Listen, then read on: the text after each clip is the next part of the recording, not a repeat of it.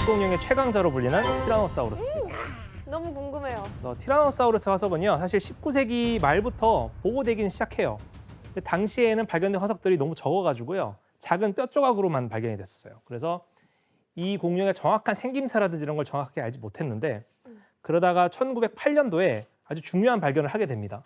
미국 몬태나주에서 티라노사우루스의 전체 모습에 대한 단서를 발견을 한 거예요. 뭐야? 형체를 알아보시겠어요? 모르겠나 저게? 저게 얼굴. 어디가 얼굴이에요? 저게 얼굴 쪽에 안 보여요. 저기 돌같이. 착한 사람만 보이는 거예요?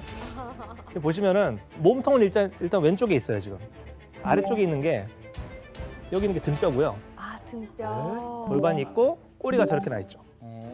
머리는 이 동물이 죽은 다음에 뜯겨져 나갔어요. 아래 턱뼈 큰 네. 것 봐. 저렇게 보고 어떻게 알았지? 그러니까. 그래서 이전에는 파편으로 발견됐던 동물이었어요.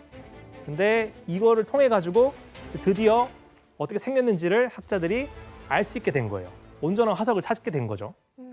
그래서 화석을 직접 발굴한 미국 자연사박물관의 한 큐레이터는요, 땅 위에 노출되어 있는 이 뼈를 보자마자 지금까지 알려지지 않은 새로운 종류의 거대한 육식공룡이라고 확신을 했어요. 아니 그러니까 그 사진만으로 저희는 봤을 때는 뭐 감이 잘 안 오는데 뭐 어떤 특징이 있었던 거예요? 일단은 크기를 알 수가 있죠.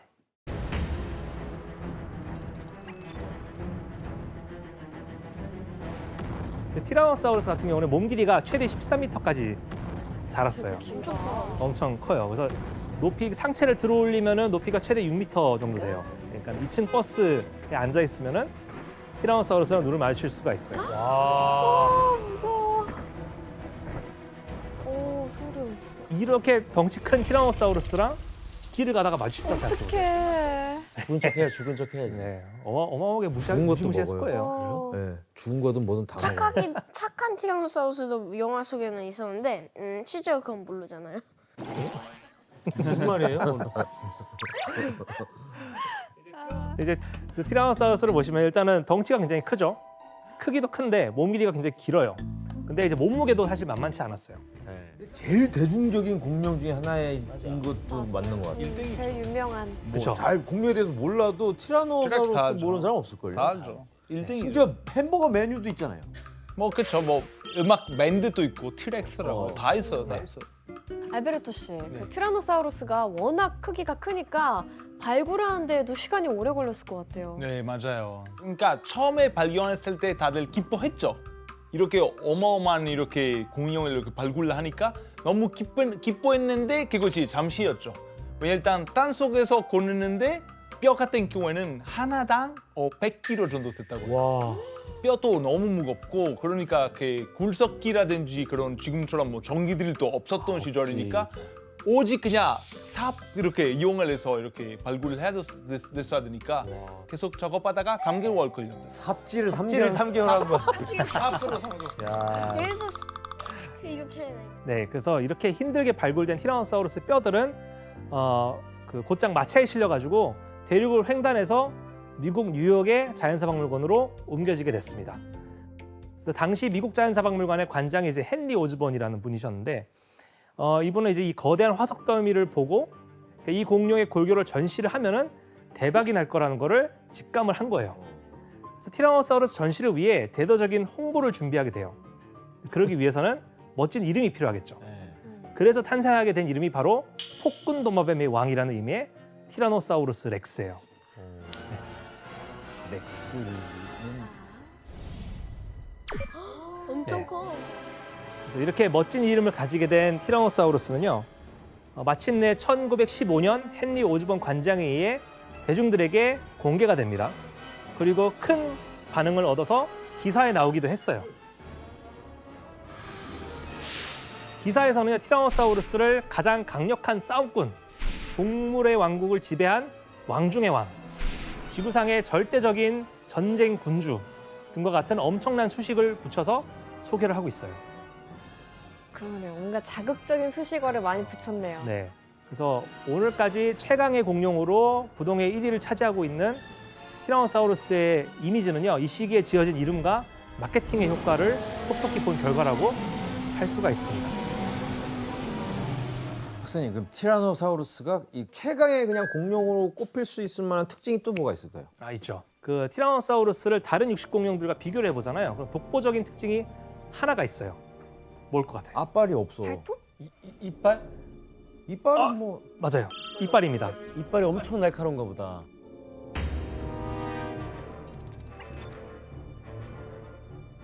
티라노사우루스는요, 대부분의 육식공룡들과 달리 일단 머리뼈 길이만 해도 약 1.5m 정도 돼요.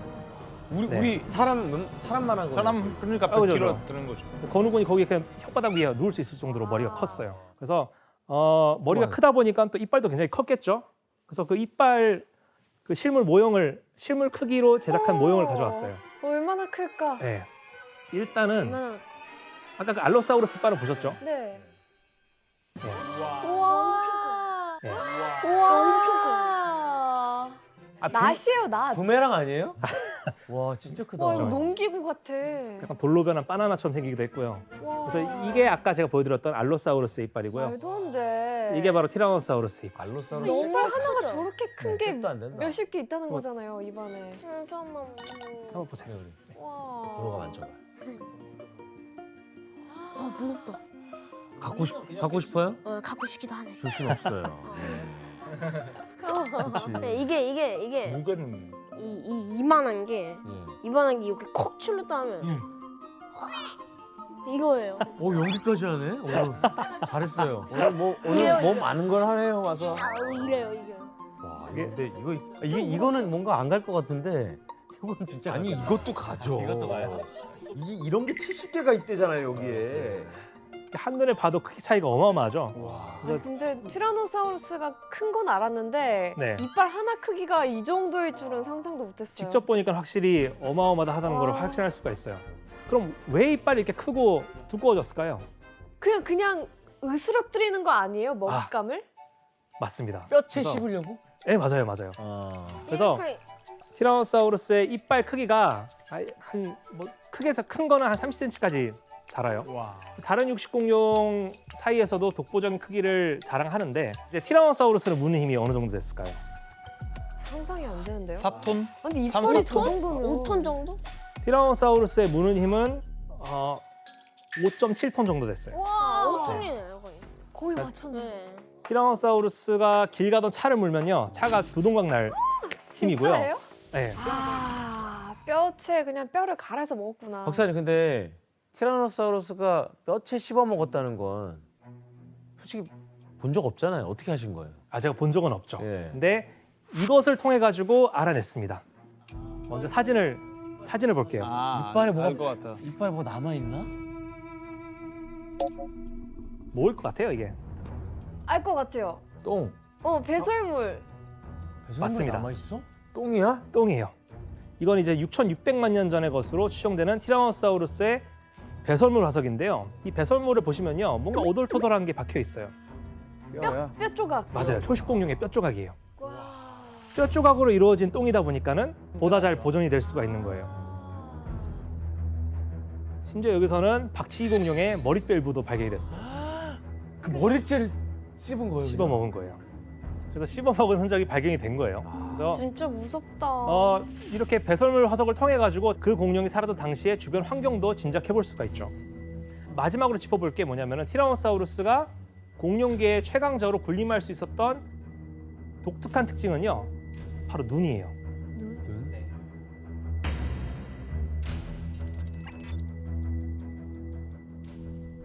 알로사우루스라든지 다른 육식공룡들 같은 경우는요, 머리가 되게 양옆으로 납작해요. 눈이 옆에 달려 있어요. 그래서 시야가 굉장히 넓습니다. 말처럼. 티라노사우루스는 어때요? 조금 더 정면에 있어요. 눈이 정확하게 앞을 향하고 있어요. 네. 확실히 티라노사우루스는 부엉이라든지 고양이처럼 정확하게 앞을 보고 있죠. 그래서 알로사우루스라든지 다른 육식공룡보다 넓은 곳을 보지 못했겠지만은 거리 감각이 엄청 뛰어났고요. 게다가 눈알도 굉장히 커요. 그래서 이걸 가지고 학자들이 티라노사우루스의 시력도 추정을 해봤어요. 추정해봤더니 사람보다 약 한 13배는 더 좋았을 거로 좀 우와. 약 한 13배는 더 좋았을 거로 좀 보고 있어요. 우와. 오늘날 살아있는 맹금류랑 비슷한 그렇죠. 망원경이 시력이에요. 없이도 그냥 망원경 효과가. 눈 자체가 거의 망원경이었던 거예요. 와. 당시 그 뉴욕의 자연사박물관에 전시된 티라노사우루스의 화석은 약간 잘못된 부분이 하나 있어요. 과연 뭐였을까요? 꼬리? 맞아요. 진짜? 꼬리입니다. 꼬리 왜? 예. 머리 너무 길게 해놨나? 꼬리가 바닥에 끌리고 있어요. 쳐져 있어요. 네. 당시에 많은 고생물학자들은요, 공룡을 복원하는 데 있어서 포기하지 못한 게 하나 있어요. 뭐냐면은 공룡은 꼬리를 들지 않았다고 다들 생각을 했어요. 왜냐하면은 당시 공룡은 이제 일단 파충류, 일반적인 파충류로 인식을 했어요. 그쵸. 이구아나라든지 악어처럼. 이때 꼬리에 대한 고정관념이 얼마나 심했는지 캥거루처럼 꼬리를 끌고 다니는 자세로 복원하기 위해 억지로 꼬리뼈들을 꺾거나 부러뜨렸다고 합니다. 왜 굳이? 그렇게까지. 파충류면 무조건 굶떠야 되고 굶뜬 동물은 꼬리를 끌어야 된다고 생각을 했던 거예요. 자기 논리에 그냥 화석을 끼워 맞춘 거네요. 그렇죠. 그러면은 박사님 그러면 공룡들은 다 꼬리를 세우고 다녔다는 거예요? 네, 다 들고 다녔어요. 그러니까는 공룡이 만약에 꼬리를 끌고 다녔잖아요. 그러면은 꼬리가 끌린 흔적이 나와야 돼요. 그러니까는 공룡이 꼬리를 끌고 다녔다는 증거는 그 어디에도 없어요. 그동안 발견되었던 수많은 공룡 발자국 화석들을 보면요, 꼬리를 정말 끌었다면은 왼쪽 발자국과 오른쪽 발자국 사이에 선이 그어져 있어야 돼요. 그렇죠. 꼬리를 끈 흔적이 나와야 되는데 그것이 지금까지 한 번도 발견된 적이 없어요. 그래서 학자들은요, 꼬리를 끌지 않는 티라노사우루스의 새로운 모습을 나중에 제안하게 됩니다.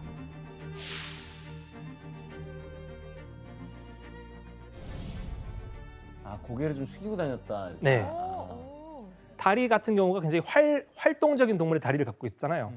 근데 꼬리도 이제 안 끌고 다녀요. 그러면은 어때요? 예전보다 훨씬 더 역동적인 모습으로 바뀌게 돼요. 이후로 다른 공룡들도 새롭게 복원이 되었어요. 이렇게 티라노사우루스는요, 지금까지 볼 수 없었던 거대하고 강력한 생물체로서 사람들의 호기심을 자극을 했어요. 영화 덕분에 티라노사우루스가 이렇게 인기가 많아졌으니까 공룡 연구도 더 박차를 가하게 되나요? 아닙니다. 아니에요? 아쉽게도 아니에요. 공룡의 엄청난 인기는요, 오히려 과학자들에게 복이 됐어요. 왜? 그렇죠? 왜냐하면 공룡 연구를 한다고 하면은 이제 그때부터 과학으로서가 아니라 전시를 위한 돈벌이용이라고 다들 생각을 하게 되었고요. 게다가 과학자들 사이에서도요, 공룡은 이제 열등해서 멸종했다, 아니면 진화의 실패작이다라는 인식이 강해지면서 점차 연구를 기피하게 됐습니다. 거기다 엎친 데 덮친 격으로 20세기에 두 차례의 세계대전과 세계 대공황을 겪으면서 공룡 발굴 작업은 대부분 중단하게 됩니다. 이런 이유로 한동안 공룡 연구는 오랜 침체기를 맞이하게 됩니다. 하지만 1960년대, 70년대에 들어서서 공룡 연구는 다시 변곡점을 맞이하게 돼요. 기존에 알고 있던 공룡에 대한 사실들이 완전히 무너지고 새로운 사실들이 밝혀지기 시작한 거예요. 이 혁명을 공룡 르네상스라고 부릅니다. 1964년 미국 예일대의 존 오스트롬 교수에 의해 한 공룡 화석이 발견되면서부터였거든요. 당시 공룡 연구에 다시 불을 지핀 화석은 바로 이 데이노니쿠스라고 하는 공룡의 화석이었어요. 주라기 월드 그 사람하고 친한 동물 공룡으로 나온 거 아닌가? 네, 맞습니다. 처음으로 이제 영리한 공룡으로서 이제 묘사가 돼요. 티라노사우루스 못지않게 사람들에게 강렬한 인상을 남깁니다. 여기서 문제를 하나 낼게요. 어떤 인상을 남겼을까요? 예일 대학교의 존 오스트롬 교수는요, 이 데이노니쿠스 화석을 보며 오늘날의 이 동물과 굉장히 닮았다고 주장을 하는데요. 난 너무 쉬운데? 과연 어떤 동물이었어? 정답. 다람쥐? 에이. 규현 씨 오답입니다. 정답. 네, 캥거루? 비슷하다. 비슷하다. 캥거루 다리가 캥거루 그렇게 맞아요. 길고 이렇게 생겼고. 그러네. 캥거루 맞네. 비슷하게 생기긴 했죠. 근데 건욱은 오답입니다. 정답. 네. 타조. 저기 은지원 씨, 그 답을 좀 더 포괄적으로 혹시 생각하면은 포괄적이요? 네, 아까 타조라고 타조가 알겠다. 어떤 동물이죠? 빠른 동물. 빠르긴 하죠. 예, 알베르토 씨. 근데 뭐 주워서 대답하는 건데 뭔데? 그냥 조류 아니에요? 알베르토 씨 정답입니다. 에? 네, 새요? 새요. 새라고요?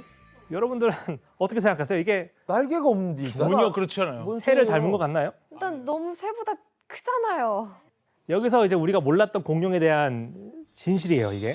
그 첫 번째가 바로 뭐냐면은 공룡이 새의 조상이라는 거예요.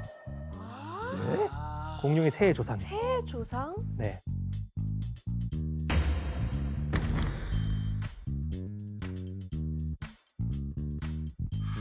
이 데이노니쿠스랑 조류는요, 손목뼈가 똑같아요. 손목뼈에 뭐 어떤 뼈가 있냐면은 반달 모양의 뼈가 있어요. 네, 이거를 손을 옆으로 접을 수가 있어요. 저희는 이거밖에 안 되지만은 데이노니쿠스랑 조류는요, 이게 끝까지 접혀요. 우와. 그래서 여러분들 박쥐 날개 접듯이요? 그죠? 닭의 날개도 그 뼈가 있기 때문에 아, 잡히는 거예요. 조절이 되는구나. 이 말은 오늘날 살아있는 새가 일부 공룡의 후손이라는 거를 의미하거든요. 어? 그러면 멸종한 게 아니네요, 공룡이? 그렇죠. 박사님, 네. 어쨌든 간에 우리가 그럼 지금 보고 있는 데이노니쿠스 이 이미지가 실제 이미지랑 다를 수 있다는 건가요? 네, 맞습니다. 그래서 이 주장은 당시에 많은 논란을 일으켰어요. 하지만 여러 연구를 통해 가지고 이 주장에는 점점 힘이 실어졌고요. 와. 마침내 데이노니쿠스의 모습은 새롭게 복원이 되었어요. 어떤 모습일지 확인해 볼게요. 날 수 있을까? 날지. 날아요? 머리에도 털이 있어. 하늘을 날 줄 알았던 데이노니쿠스의 친척들도 있었어요. 그리고 앞발이 날개 같네요.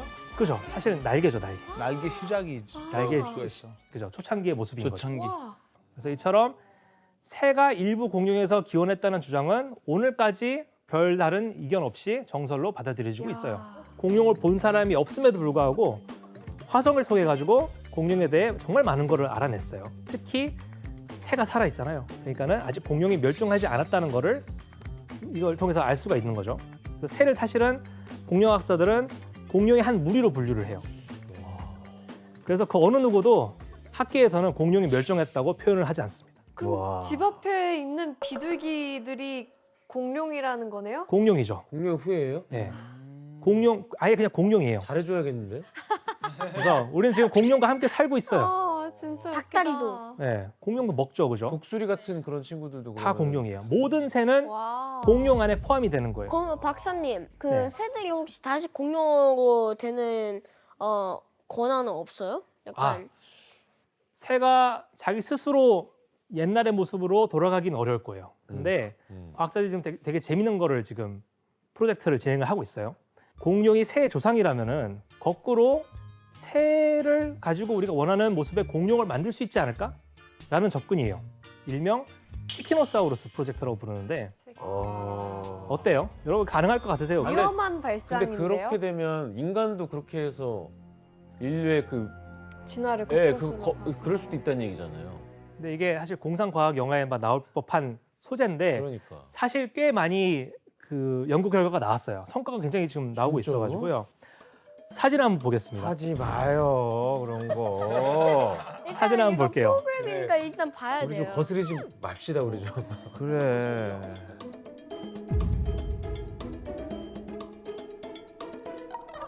닭에게는요 이빨이 자라나는 정지된 유전자가 있어요. 이게 다시 작동되게 했더니 공룡처럼 그러지 마요. 이빨이 나온 거예요. 부리 끝에 와, 이빨이 나온 거예요. 이게 지금 부리의 가장자리고요. 여기 파란색으로 보이는 게 이빨이. 이빨이에요. 자 이제 좀 더 이제 미래에는 닭한테 물리겠는데요? 진화된 먹으면 되죠. 진화된 닭한테. 치키노사우루스 눈치 보면서 살아야겠어요. 그래서 이렇게 탄생한 치키노사우루스의 모습이 어떨지 궁금하지 않으세요? 네. 네, 사진으로 한번 보고 싶어요. 그죠? 사진으로 그 상상도를 한번 볼게요. 상상도니까. 와, 이걸 원했어요 제가. 이걸 원했어? 네, 네, 이걸 원. 아 지금까지? 와, 신기하다. 와, 신기하다. 사진을 보니까 어때요? 지금은 귀여운데요. 솔직히. 예, 진짜 귀엽다. 자잘한 모습은 아니죠. 근데 약간 공룡처럼 거의 비슷하게 생겼어. 병아리가 공룡화된 느낌이다. 그죠? 어. 공룡처럼 뾰족한 이빨도 갖고 있고 긴 꼬리를 갖고 있어요. 그죠? 물론 현재 치키노사우루스 프로젝트는 이제 법적 그다음에 생명 윤리적인 문제들 때문에 결국에 맞닿아 있어가지고 조심스러운 부분이 있긴 있어요. 그렇죠. 당연히 그래요. 하지만 그만큼 이 공룡에 대한 연구가 다방면으로 지금 활발하게 진행되고 있다는 점을 알아줬으면 좋겠습니다.